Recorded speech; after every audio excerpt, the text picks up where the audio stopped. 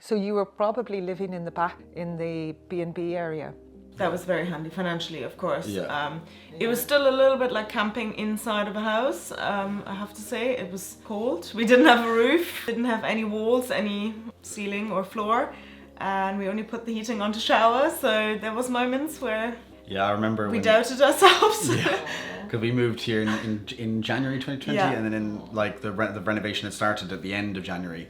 And then February, I remember that February was particularly cold. And wet. There was a good few storms going through. And was there anything major that kind of took you by surprise, or?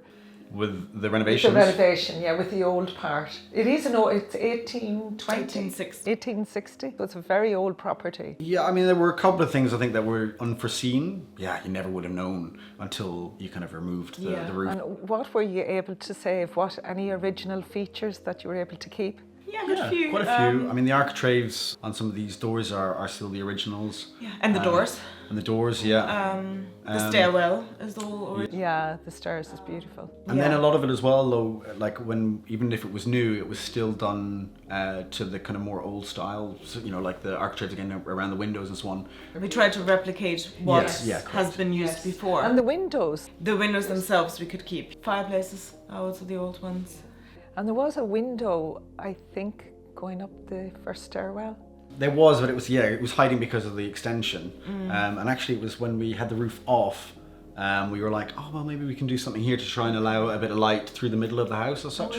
Yeah. And so, we put that skylight in. Over the stairwell. And that's made a huge difference, I think. You have done so much, but you're both very hands-on, because I obviously follow your Instagram page, Ballymaloe Cottage, and you're absolutely amazing with the work that both of you do. Oh, thanks. Thanks. Yeah, we kind of got into it, right? I think you can obviously save a lot of money by doing a lot of the work yourself.